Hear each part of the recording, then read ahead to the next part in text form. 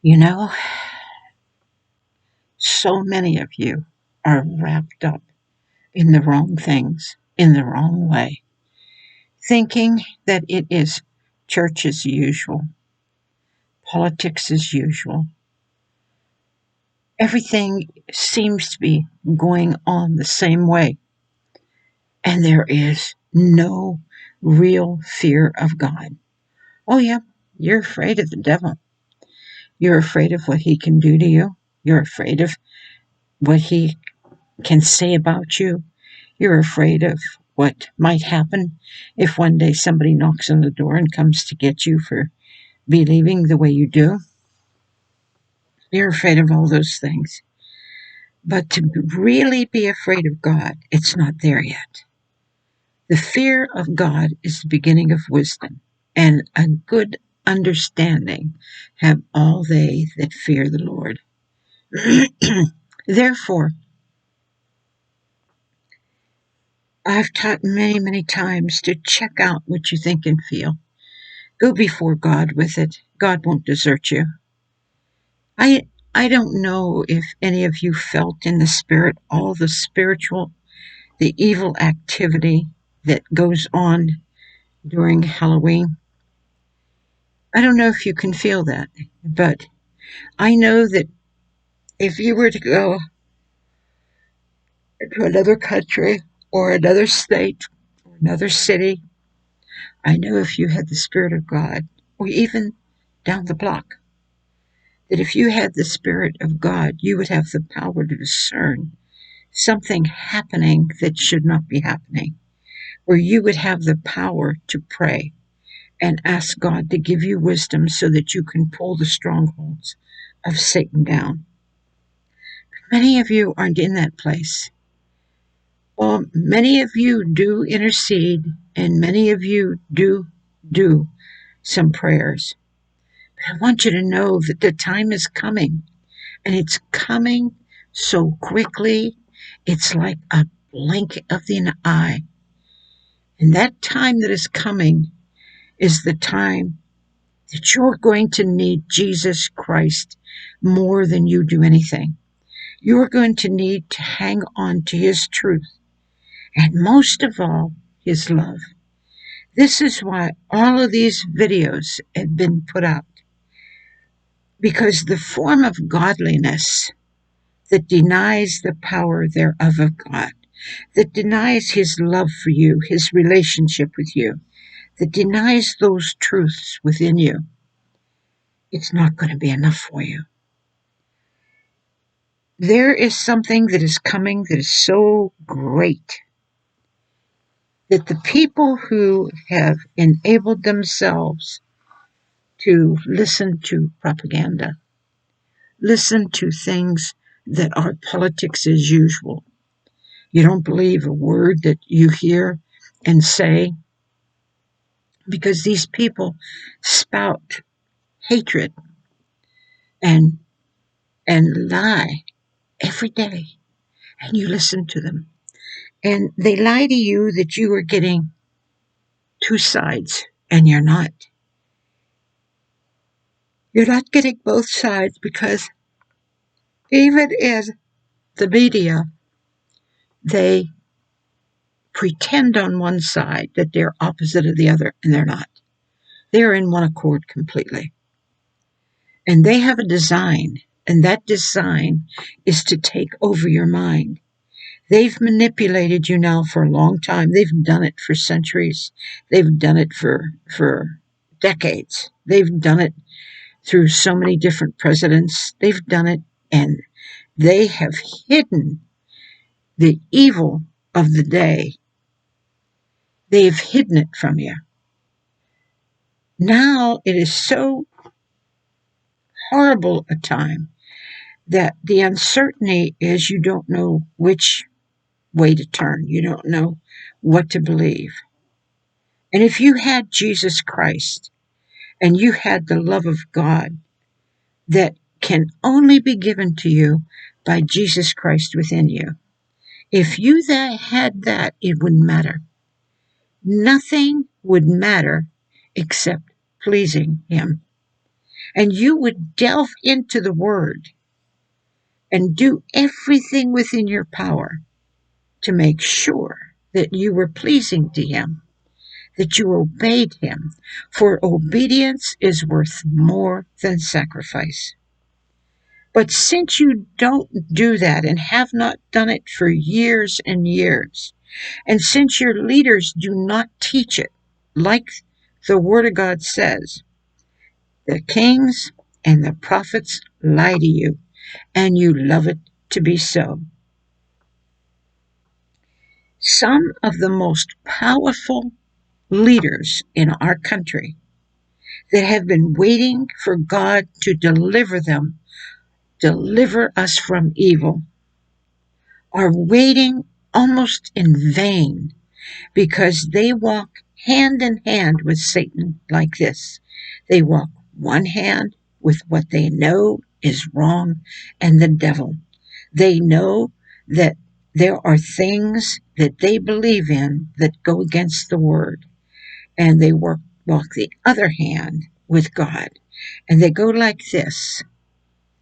So and so is calling evil good and good evil, but we're not. We're not. We know the truth.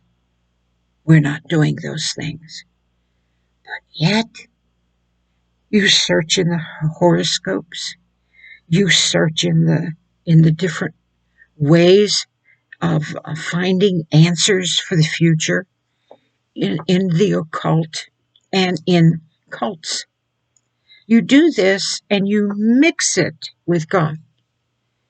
And just like I had mentioned just a little bit ago, how you celebrate a, a holiday and you say, well, it's a time that we can do this and a time that we can do that for our children. It's a time that we can. No. With the evil that is going on over these things, you should be shunning it completely. I don't know how many of you realize that when you blind your eyes to the truth, you have done nothing else but blind your eyes. You've done and accomplished nothing else but taken yourself to a place where you have no reality of truth. You only have the lies that you allowed Satan to fill you up with. Because you see, he has no place in a Christian. He has no foothold. He has no ability to touch you here, or even with what you see, or what you hear, or what you say. And the only way he has that power is if you give it to him willingly. And you do it through deception. The deception that you're told daily, that truth can come out of Satan, that you can listen to propaganda of a wicked, wicked person. You can listen to that daily in the pounding of the hatred and the separation of people. And you just listen to the pounding and the pounding until suddenly there is no truth anymore for you. There is no line that is drawn. You see, God drew a line and he made it a straight and narrow path. But because you walked on the shorelines of sin and you walked close to doing the wrong, always entertaining, always after that entertainment. Because you see, you know that it's wrong to watch certain movies, to watch certain TV programs. You know that it's wrong to read a certain kind of books. And because you know that, you desire an occupy of your mind to be able to be entertained. So you sit in front of what you think is the news media giving you the truth, and you think it's harmless while they are manipulating every thought. And when you do that daily, it's like sitting in front of a horror movie. You just feed it and feed it and feed it until your physical brain reacts to it, until every part of your body begins to become afraid, to begin to be nervous, to begin to have anxiety. A lot of people today, and that's all I hear out of a lot of them, is my child is suffering anxiety. My wife is suffering anxiety. My husband is suffering anxiety. And everybody thinks it's because the uncertainty of this disease, the uncertainty of this happening in the world. And it really isn't. It has a core where it was born. And that core that it was born goes way back till the first time that you believed that it was okay for you to sit in front of certain things. Everything within you, including your own spirit, your very own spirit, it has it's afraid. It doesn't want to go there because it knows what it's going to do to you in the physical. So what happens is you begin to have reality problems. You begin to have psychosomatic symptoms because you become so afraid. If the enemy comes to you and tells you that this hurts, you believe that it hurts so bad that you have to put it in a sling, you have to take medicine for it, and you most certainly have to go to a doctor. And in your head, this is what you think. When if you were walking with God and didn't feed your mind, your body, and your spirit with all of this evil daily, putting yourself in a place that you can hear this in your ears daily, if you did not do that to yourself, fools tread where angels fear to go. That's a reality. If you didn't do that to yourself, you would not suffer these problems. Your children would not suffer these problems. But many, many people have children in their life, in their homes, that suffer anxiety. And you think it's because they heard this at school, or they heard that from their peers, or they watched this in the news, or none of that is true. It is because for years, even as a little tyke, you allowed them to sit in front of evil until they come to a place where they cannot tell the difference between evil and good. You know how they change the the word where bad meant good. Oh, that's bad, they would say, meaning that's the best word that it could be. That's good. They were already doing that in little subtle ways. They were already calling evil good and good evil. And instead of saying that's great, they would say, oh, that's wicked. This is the change of the language to suit what was being saturated and the influence in the prince of the air from the evil part. And because you allowed your children to sit in front of that, now you're in a place where you're chewing your fingernails and you don't know what to do. You're pulling your hair out and you're crying out daily for God to help you because you have problems that are upon problems. But, years ago, you went to a psychic and you gave her your life. When you go to a psychic, you might as well hand over all your relationships, all of your life, all of your physical body, all of your thinking, all of your feelings. You literally put it in that witch's hand. And you go, oh, yeah, that's what that line means. Oh, yeah. Why, you know what? That's true. As far as the month goes, each and every one of those things stand for something. Oh, yeah. You can read your horoscope. and find out so much about what is happening. So the rebellion in you, which is as the sin of witchcraft, works its manipulative power of witchcraft, and it centers in on everything with the help of the demonic forces that are outside of you to have it work now within you. And you work it over your children, you work it over your whole life, and then you cry. You cry out to God and wonder, why is my marriage so devastated?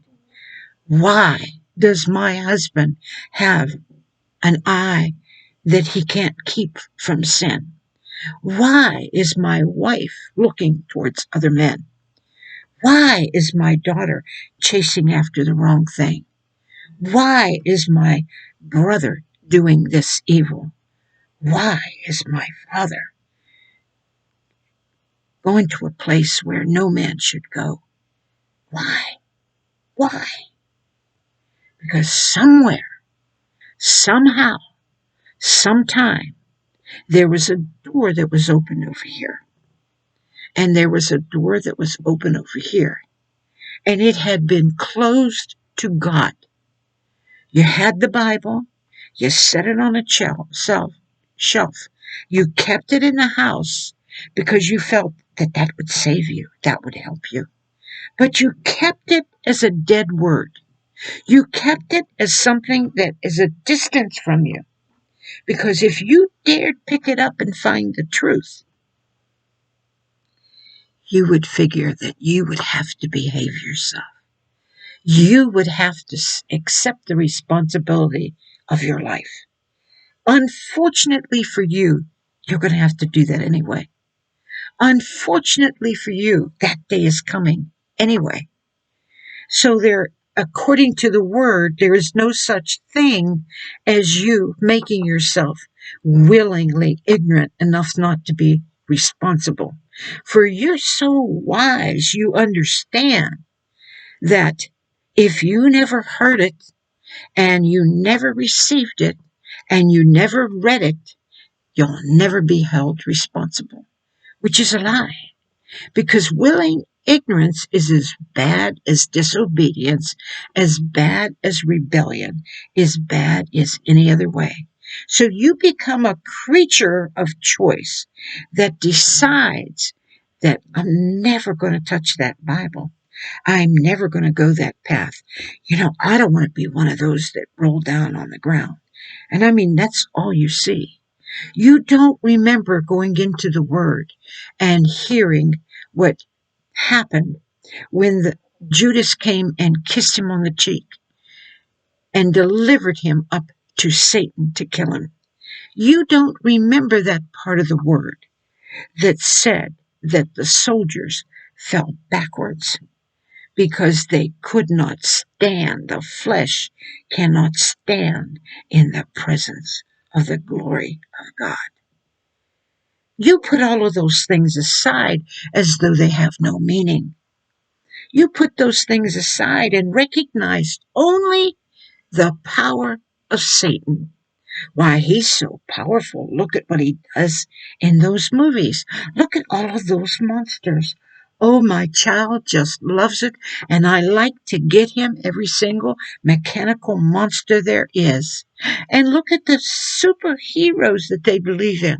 They don't believe in Jesus Christ. They don't believe in miracles. They don't believe in the truth. They believe in the lies. And you know why you feed them those lies? You help them with those lies because you don't want the truth yourself. You don't want to pay the price by dying to yourself, picking up your cross and following God. Like I had said once before, how many mothers out of 50 of them literally put the life of your children into his hands? How many of you put them into your hands in safekeeping for God to take care of them? Because you can't love them as much as God. You can't do for them as much as God can. And in that group of 50 women, not one hand was raised except for mine. Not one. Because every last one of them wanted to give their child to God, said they dedicated it to God, wanted to say that they're putting it on the altar of God for God to work out that would bring them to the truth.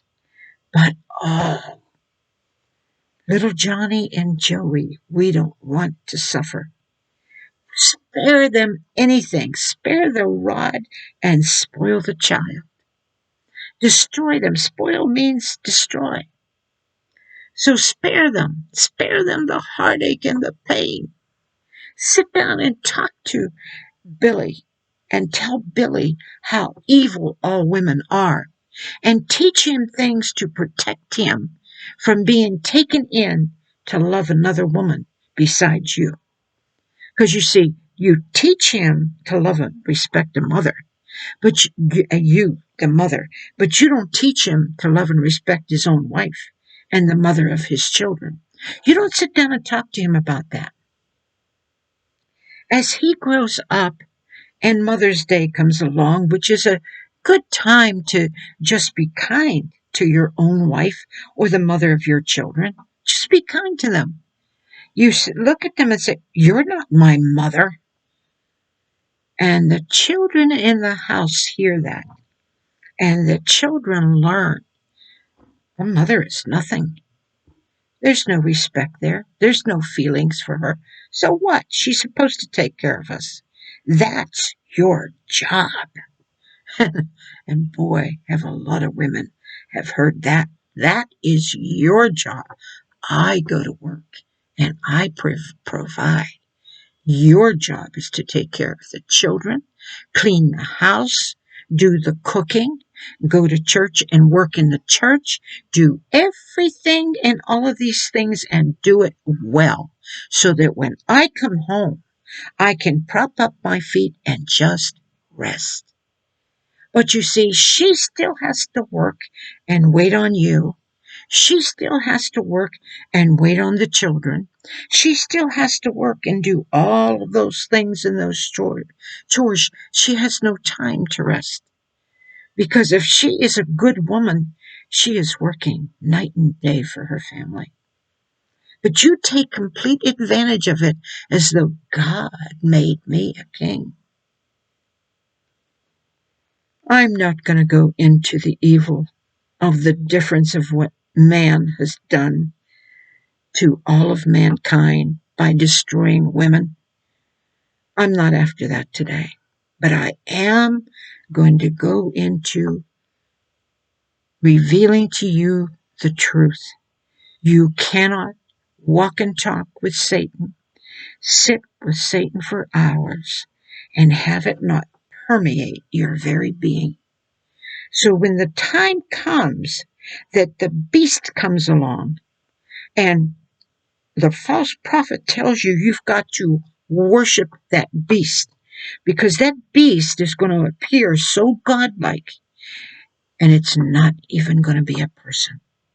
And so whenever that happens, you're going to go, ah, oh, who is like him? Oh, who can do the things that they can do? Because you won't seek out Jesus Christ.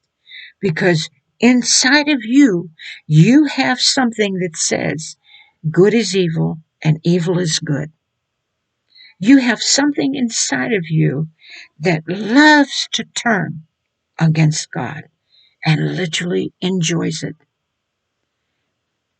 Doesn't care about your own family. So much so that many of you kill your children. Many of you destroy them. But you won't put them in the hands of God in love and trust Him. Trust Him that the most important part of their being is their soul. And that when they're in heaven with Jesus Christ, they're safe. They are safe from this evil world.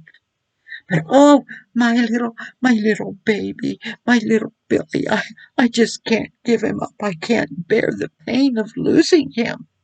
I can't bear the pain of losing him to a young woman that'll probably take him off of me, that'll probably take all his love from me, and she'll keep him occupied. Never mind that the Word of God says, leave father and mother and cleave to your wife. Now, that cleaving to your wife does not mean use your wife, misuse your wife, abuse your wife. It means hold on to her, cleave to her, protect her, help her, be a strength to her, be someone who can stand up and protect her.